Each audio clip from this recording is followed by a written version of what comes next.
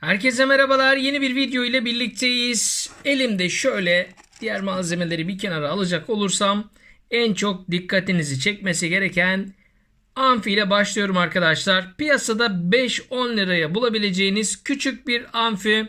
Bu amfiyi muhtemelen birçoğunuz tanıyorsunuz ve kullanıyorsunuz. Ve bu amfiye birçoğunuz mikrofon bağlamayı düşündünüz. Bir kısmınız bu işi başardı ancak birçoğunuzun yapamadığına eminim arkadaşlar. Bu defaki videomuzda bu amfiye nasıl mikrofon bağlayabilirsiniz? Basit bir şekilde bunu mikrofon amfisine nasıl dönüştürebilirsiniz? Bunu anlatmaya çalışacağım. Söz konusu mikrofon bağlama işlemini çok rahat bir şekilde gerçekleştirebilecek profesyonel arkadaşlarım olduğunu, takipçilerim olduğunu biliyorum arkadaşlar. Ancak bu kanal sadece profesyonellere değil, öğrenmek isteyen herkese açık bir kanal olduğu için bu işlemi anlatacağım. Çünkü gerçekten bazen böyle bir devreye ihtiyaç duyabiliyoruz. Ve şimdi gelin birlikte projemize başlayalım. 5 voltluk mini amfimden sonra mikrofonla devam edeceğim. Amfimi şöyle gösteriyorum. Bu arada bu malzemelere ait malzeme listesini ve satın alma linkini hemen açıklamalar kısmında bulabilirsiniz. Ulaşamayan arkadaşlar için satın alma linklerini de sizlerle paylaşacağım. Amfimi bir kenara alıyorum. Şöyle bir kapasitif mikrofona ihtiyacınız olacak arkadaşlar. Mikrofonumuz sadece dediğim gibi mikrofon kısmı, başka bir ek donanım yok. Sadece mikrofonu alıyorsunuz. 1 mikrofaradlık bir tane kondansatör kullanacağız. Kondansatörümü de sizlerle paylaşıyorum. Yine 47K'lık bir tane direnç kullanacağız. Direncimi de gösteriyorum. Ve sesimi duymak için kullanacağım 5 wattlık küçük bir hoparlörüm var arkadaşlar. Şöyle hoparlör bilgilerimi paylaşıyorum. Yine farklı bir hoparlör de kullanabilirsiniz. Ben bu uygulamamda bu hoparlörden faydalanacağım. Ve yaptığım uygulamayı beslemek üzere 6 voltluk şöyle bir pil kutum var arkadaşlar. Amfim normalde 5 volt ile çalışıyor. Ancak 6 volta da dayanabilir. 4 adet pil ile amfimizi besleyeceğiz. Buna ait bir de pil kutusu var. Şimdi gelin birlikte projemize başlayalım. Sizin için amfiyi birazcık yaklaştırdım ve büyüttüm. Üzerindeki bağlantıları göstermek istiyorum. Bakın şurası 5 volt denilen şu kısım bizim enerji girişimiz. Buradan enerji vereceğiz. Pilimizi buradan bağlayacağız. Artı ve eksi kutbumuzu. Mikrofon bağlantısını tam olarak buradaki ses girişlerine yapacağım arkadaşlar. Bu amfimiz stereo bir amfi. Ancak biz tek bir kanalını kullanacağız.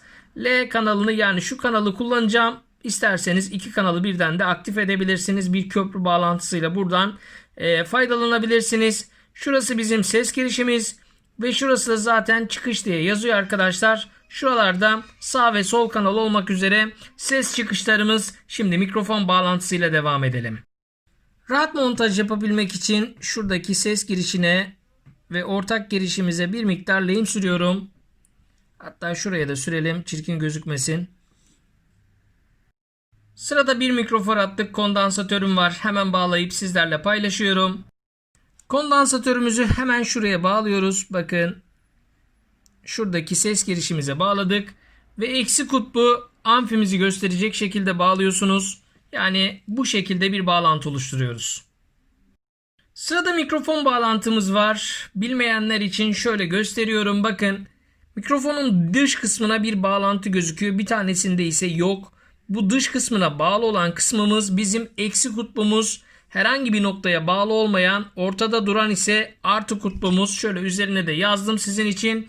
Şimdi mikrofonumuzu hemen olması gereken yere bağlayıp sizlerle paylaşıyorum.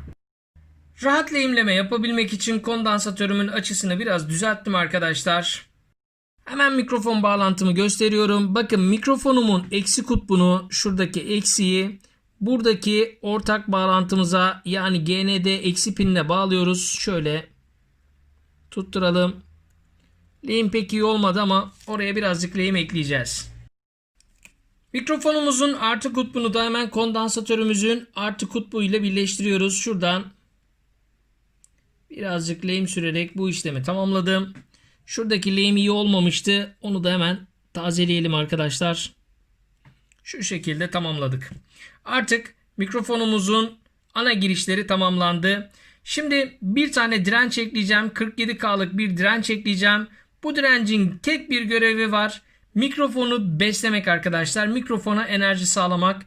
Şuradaki kondansatörde mikrofon üzerinde oluşan gerilim farkıyla amfinin tetiklenmesini sağlıyor. Aslında sistem bu mantığın üzerine kurulu. Şimdi direncimizi bağlayalım. Ardından enerji ve hoparlör bağlantılarını yapıp hemen teslime geçmek istiyorum. 47K'lık direncimi gösteriyorum. Bu direnç önemli arkadaşlar.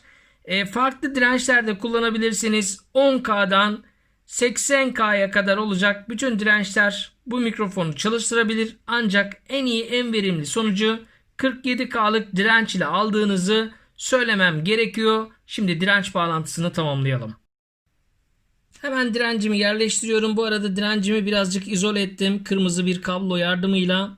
Bakın şuradaki artı kutbundan güç alıyoruz. Direncimi buraya lehimledim. Hemen kondansatör ve mikrofonun birleştiği noktaya direncimizi de ekliyoruz. Bu 3 parçamız bu noktada birbiriyle birleşiyor arkadaşlar. Şöyle lehimimizi tamamladık. Farklı açılardan sizlerle paylaşalım. Yaptığım bağlantı bu kadar basit. Bakın artı kutbundan 47K'lık direncimi bağladım. Mikrofonumun eksisini ortak GND girişine bağladık. Kondansatörümüzü yine bağladık ve devremiz hazır. Yapmamız gereken tek şey pilden enerji verip buradan da hoparlör bağlantısını oluşturup teste geçelim. Hoparlör bağlantımı buradan gerçekleştirdim. Şöyle gösteriyorum. Şimdi artı ve eksi yazan noktadan pil bağlantılarını da gerçekleştirelim. Enerji bağlantımızı da tamamladık. Tek yapmamız gereken şey pili yerine takmak ve devreye güç vermek. Şöyle gösteriyorum. Şu an devrem çalışıyor arkadaşlar, bakın. Hatta şöyle gösterelim. Çınladığını duyabilirsiniz. Ses kontrol deneme 1-2. Şu an beni hoparlör üzerinden duymaktasınız. Gördüğünüz gibi gayet kaliteli bir şekilde ses veriyor arkadaşlar. Bu devreyi olduğu gibi böyle kullanabileceğiniz gibi yine bu devreyi daha güçlü bir amfinin girişine bağlayarak ön yükselteç olarak da kullanabilirsiniz. Bu konuda bana çok fazla soru geliyor. Böylece ön yükselteç devresi, mikrofon devresi isteyen arkadaşların isteklerini de yerine getirmiş olduk. Bakın şöyle gösteriyorum ne kadar güçlü olduğunu görmeniz için. Ses kontrol, ses deneme 1-2, ses kontrol. Harika çıkış veriyor, harika sonuç veriyor. Zaten birazcık yaklaştırınca çınlamadan da bunu anlayabilirsiniz. Bakın çok fazla malzeme kullanmadım. Minimum malzeme ile maksimum sonuç aldığımız oldukça güzel bir uygulama olduğunu söylemem gerekiyor. İsterseniz küçük bir test daha yaparak videomuzu tamamlayalım. Bakın şuraya bir tane direnç koydum. Bakın küçücük bir hareket bile hoparlör üzerinde büyük bir etki yaratabiliyor. Ses kontrol. Gördüğünüz gibi anında direncimiz uçuverdi. Kameraya tam yansımıyor olabilir ancak oldukça iyi ses verdiğini söylemem gerekiyor arkadaşlar. Bana destek olmak için kanalıma abone olmayı ve videolarımı beğenmeyi unutmayın diyorum. Ve böylece bir projemizi daha tamamlıyoruz. Dediğim gibi bana destek olmak için kanalıma abone olmayı ve videolarımı beğenmeyi unutmayın. Bir sonraki videomuz ve projemizde görüşünceye değin şimdilik hoşça kalın.